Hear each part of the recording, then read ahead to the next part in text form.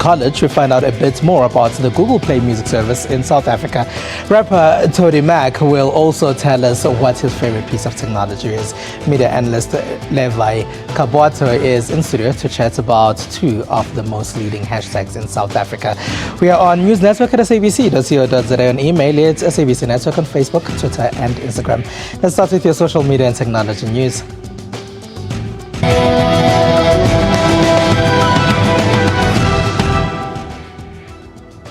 Many are now turning to various online platforms for their education, but the problem with this is that there are people who don't check the credibility of the schools and colleges they sign up with online. And scammers tend to pounce on these people and give them unaccredited qualifications. Boitumelo Gaza found one alleged scammer who runs what some people believe is a bogus school. Most universities and colleges do not have capacity to accommodate the numbers that apply for their courses. This leaves a vacuum in the higher education space, which is filled by private education that uses online platforms to lure potential students. The School of Life, run by Michael Chigbu, is one such school. Chigbu admitted to Network that his online courses are not accredited in South Africa. We don't have accreditations, we're not with the Department of Education, we're not accredited locally because the platform has not been launched. Chigbu has been saying that he's affiliated with different partners overseas. He is also trying to crowdfund the School of Life. I contacted a few of the organizations he claimed were his partners, and I received this correspondence from American-based Khan Academy. It reads, "Thanks for reaching out. Unfortunately, I'm not aware of any relationship between Khan Academy and School of Life. Sorry, I can't be of more help." I went back to Michael Chigbu to find out why this institution he claims partners with him in his School of Life does not know of the relationship. He then gave a confusing response. I spoke to their IT person. We're talking to the IT team. I work as an app developer. So we speak to the IT team and we tell them we are running a crowdfunding campaign in South Africa and that we want them to push content onto our platform. One of the founding partners of School of Life, Atinkosi Nonchinga, also told Network that he too was conned. I started getting calls from the authorities. Actually, they waited for me at work and they started asking me about Michael. And one thing people are not aware of is that Michael goes to these schools and the banks and he puts someone else's name as the CEO and he acts like he's just an ambassador. Michael Chigbu says he will prove skeptics wrong by officially launching this project in January next year, but could not confirm a date. South Africa's Department of Science and Technology held its two-day science forum at the CSIR. This is where producer Lebo Sejake met a young aeronautical engineer by the name of Lumka Msibi. Scientists from all over the world came together at the Department of Science and Technology Science Forum to discuss possible innovations that could move South Africa forward. The square meter array, otherwise known as the SKA, was one of the talking points that raised significant questions such as how to get young South Africans interested in science and technology matters. That one of the most important activities of the Square Kilometre Array project is to attract young people into science and engineering. So the Department of Science and Technology has enabled us to put up a very big bursary program. We've had more than 730 bursaries. We've created 6 research chairs and we've developed quite strong research units in many of our South African universities. Fanarov added that the media too has a big role to play in attracting young ones into science and engineering fields. If it is a national priority, it's not reflected in the media. TV can do a lot. Young people have come to me and said, "We saw you on TV and that made us excited about science." Okay, but why don't we have more of that? Young ones, such as Lumka Msibi, a satellite designer, are living proof that there is indeed a bright future for South Africa's science industry. Engineering with satellite design, it all starts obviously with requirements. So you get requirements from a client, you need to design something. And then from there as engineers, we get together, we brainstorm, we get creative on how we can meet the requirements. From there, we design on paper. From paper, we put it into computer, in CAD, computer-aided design software. And from there, we run simulations to see if the structure will be able to withstand the loads in the rockets. And it's a whole engineering process. It's really amazing work to do. Future engineers and scientists filled the CSIR's International Convention Center to learn more about their career of choice. We saw a few projects done there by the hydrogen fuel cell and how they're using them in planes and drones and for energy and all that. Yeah, it's pretty interesting. Yeah. I'm into science. I did a few courses at CSIR, bioprocessing. Yes, I did a few bioprocessing here and there, but I'm not fully a science person. I love engineering and I'm interested in science. So my mom thought that it would be a good idea to be inspired to come here. The event started on Tuesday the 8th and closed its doors on the 9th of December. In the last week, Google launched its Play music streaming site in South Africa. This allows users to get thousands of songs from the service. Google says there are South African songs that are available on the new service as well. Google Play Music is a streaming service for Android devices. While this has been available in other parts of the world, Google has now decided to launch it in South Africa. The launch price in South Africa is 50 Rand for those that sign up in December and January. Those who get the service later will pay $60. But you can also listen to the free service. You can upload up to 50,000 of your own songs, which you can take around with you to be stored in the cloud.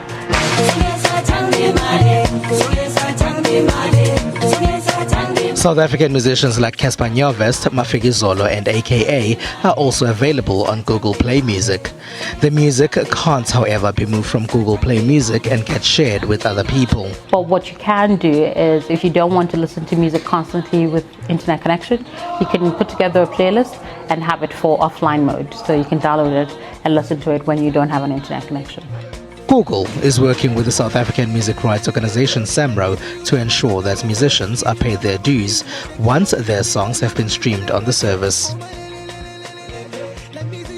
Nigerians are protesting against a proposed social media bill, and Facebook will be launching a professional version of the social network.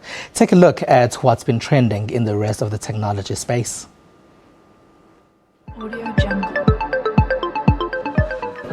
South African consumers will now be allowed to buy Microsoft products online.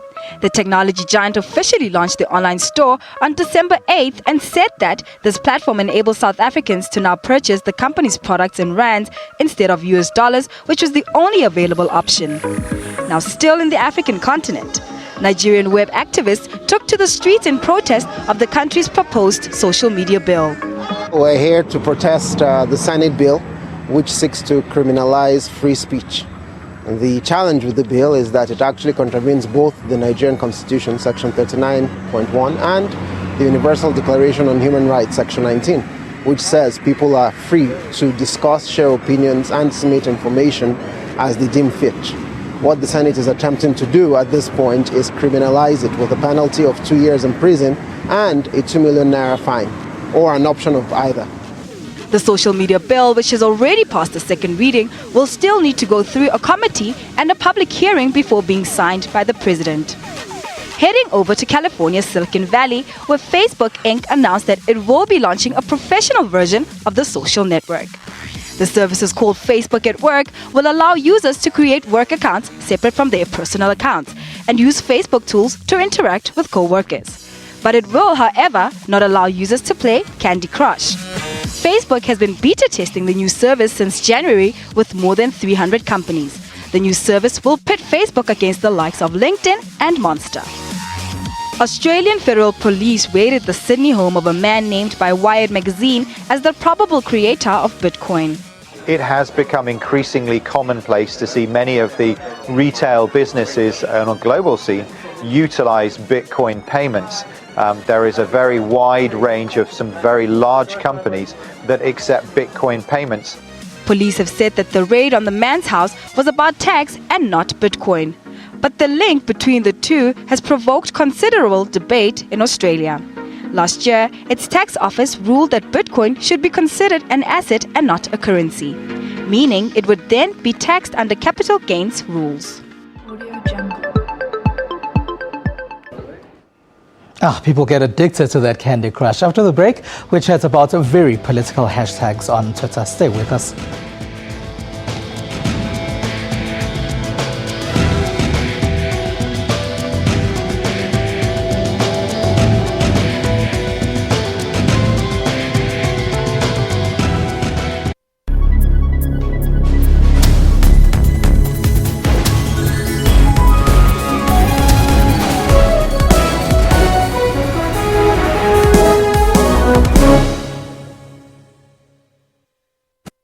Breaking news.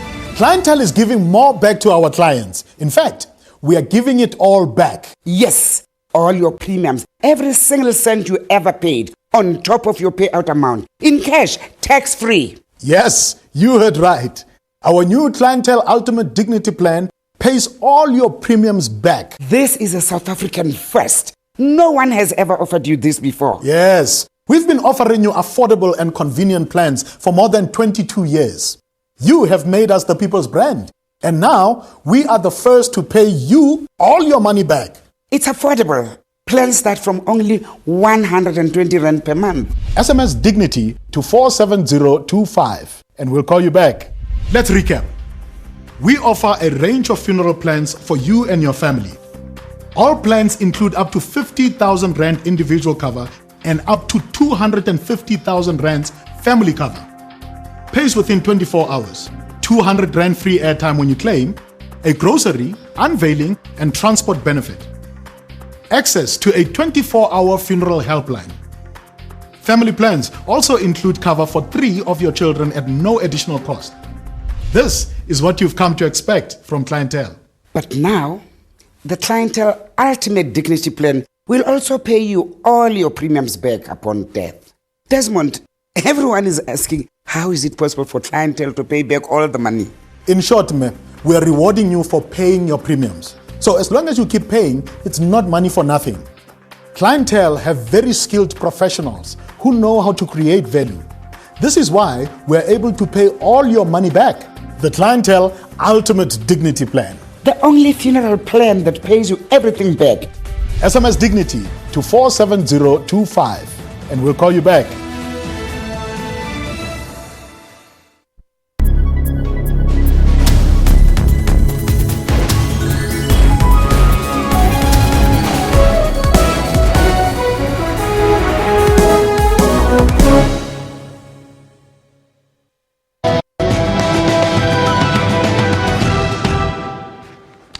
An online petition calling for the removal of the president from power has been started.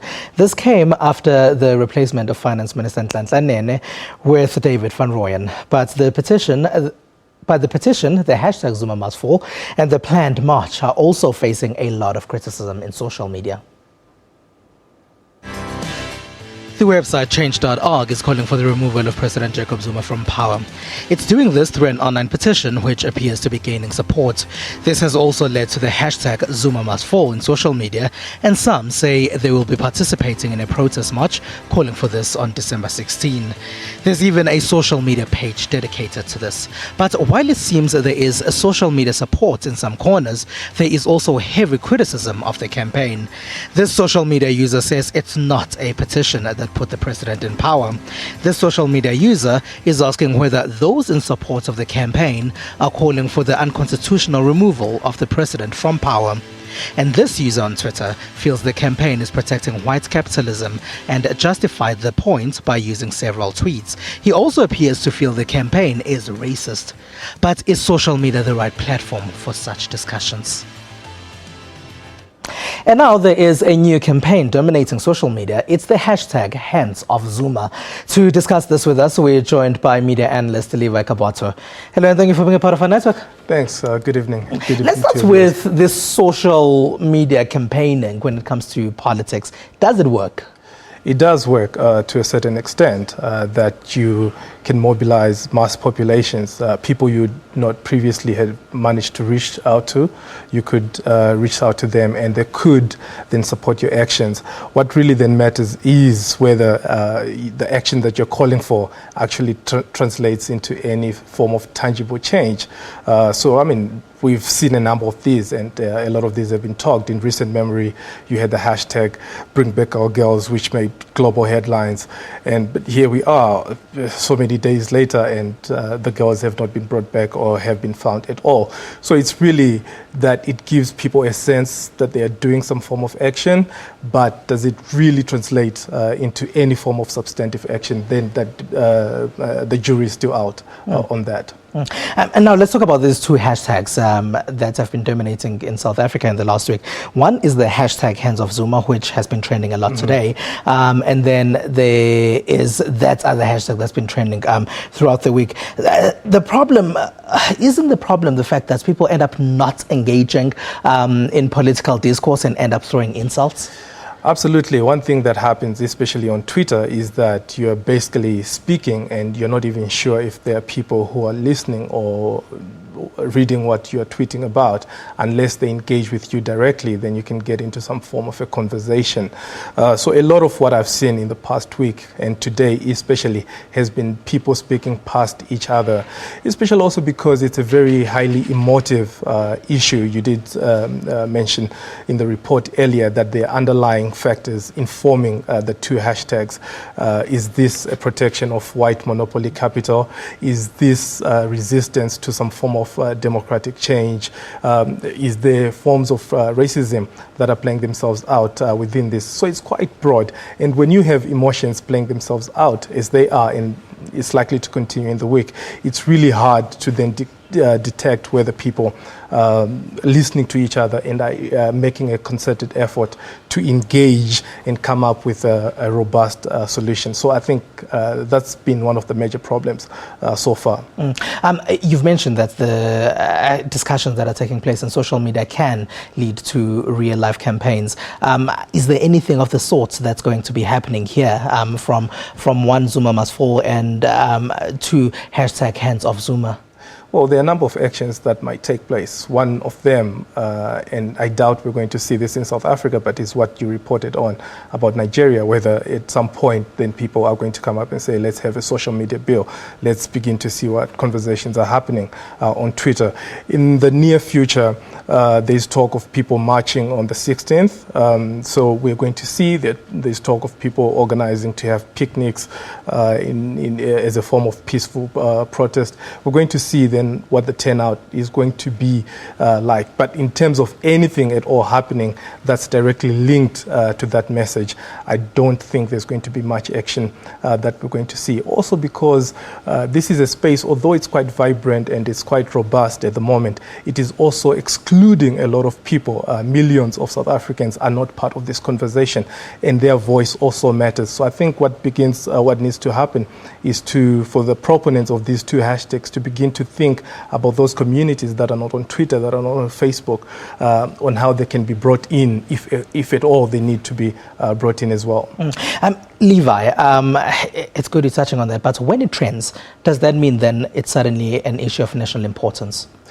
When it trends, it means it's important. It means there are people who are talking about that particular issue. So it's definitely worth noting.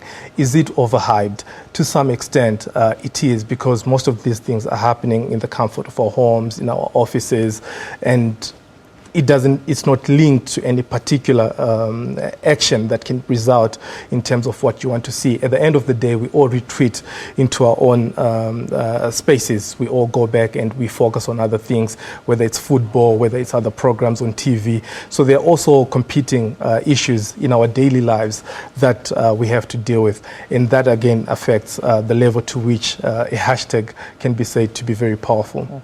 Let's talk about the type of person that's on social media. Is it exactly the same person that will be, let's say, going out to vote, for example? Is it a true representation of a normal man on the street? Well, yeah, you could say that when you look previously in other programs you have reported on in mobile penetration in South Africa. So you could say there is a fair amount of representation, as it were. Whether then the views that are being proposed can actually then mean anything in a democracy or in a society or in a political system as it were that's structured as South Africa is, then I think that becomes another point of concern. So how are you going to, for instance, to remove a president elected in the way President Zuma was elected? So it's also a revelation through this of how people understand the political systems they participate in, whether people understand how important their votes are, and whether people can actually muster sufficient numbers to commit to any action. All right, Levi Kapato, media analyst, thank you very much for being a part of our network tonight. Many thanks to you. All right. Now, this week we caught up with rapper Toady Mac. He told us what his favorite application is.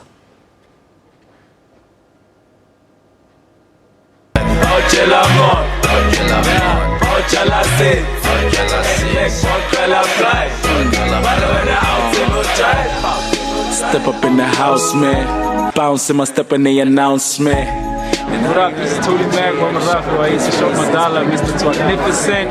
My favorite piece of technology is my phone, and on my phone is Trump. You need to get this. It's homegrown, and it's got everything you need, from search engine, communication. If you need to go home and you want to see if your street is safe, you can check a security camera to see how your street is looking at the time. You can even check the traffic if you want.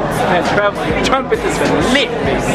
And it might feel a little strange, but I promise ain't a damn thing change. I'm just at your money, I'm just pitching and stretching my legs. Few jets for the pen, crook man, too fresh for these lanes.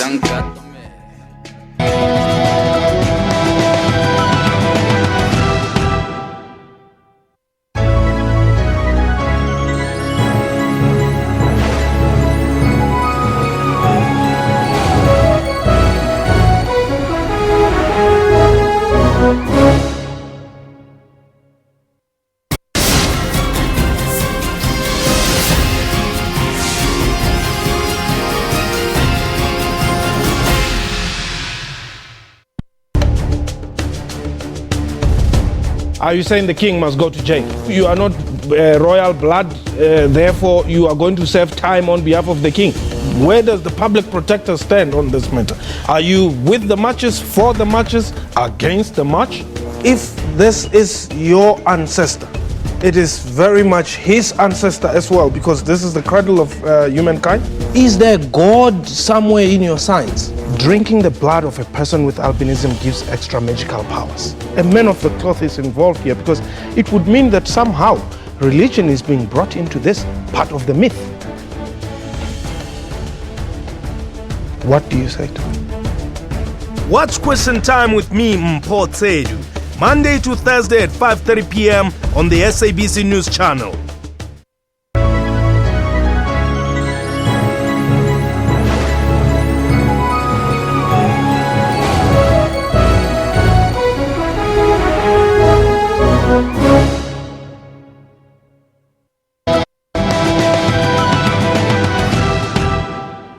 It's SABC Network on Facebook, Twitter and Instagram.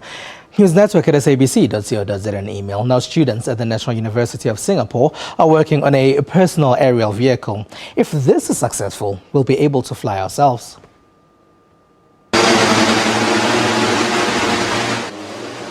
Ever dreamed of taking flight in your own giant drone? This seemingly crazy aspiration is tantalizingly close to realization. A team of 8 engineering students from the National University of Singapore took a year to build this personal aerial vehicle dubbed Snowstorm. Due to legal requirements, the demonstration took place indoors. Project brainchild Jorg Weigel says he wants Snowstorm to help people realize their dreams of flying. Because flying is now community. People can fly with a jetliner, but the feeling of flying got lost on the way. So Snowstorm is our multicopter that you can get the feeling of flying back. Snowstorm can be controlled by the person flying it or remotely. It's environmentally friendly too, as 3 rechargeable lithium batteries get their energy from solar power. The current prototype can support 70 kilograms for a flight time of about 5 minutes, and for safety, the seat is installed with a 5-point harness that secures the pilot to the center of the machine.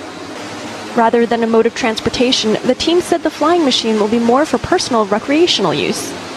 They say Snowstorm could be commercialized before too long and insist the device is no flight of fancy. Let's see what some people have been sharing in social media. Trending in many parts of Africa is Burundi. This is after latest clashes that have killed many in the country's capital, Bujumbura. Violence started early this year as the country changed the constitution to allow president to run for elections. President Pierre Nkurunziza was declared winner, leading to months of bitter violence. Many have been shocked that Zimbabwean President Robert Mugabe read the wrong speech again. It is the second time he did this in a matter of months. The Cape Town Sevens has been another big chatting point in social media. Some of the countries participating there are hosts South Africa, Kenya and Fiji. And that's all we have for you. We leave you with the most YouTubed South African video. It was uploaded by SABC Digital News on the site. It's a video of editor Voyo Mvogo and the crew he was with getting mugged.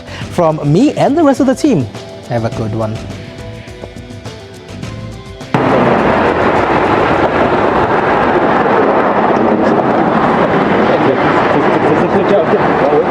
Okay, sorry. Give me. Give me.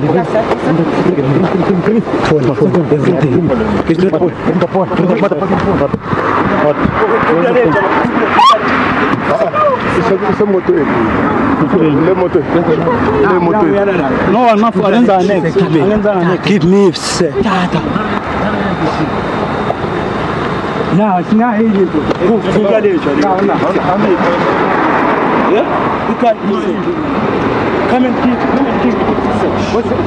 Hey, we're being mugged.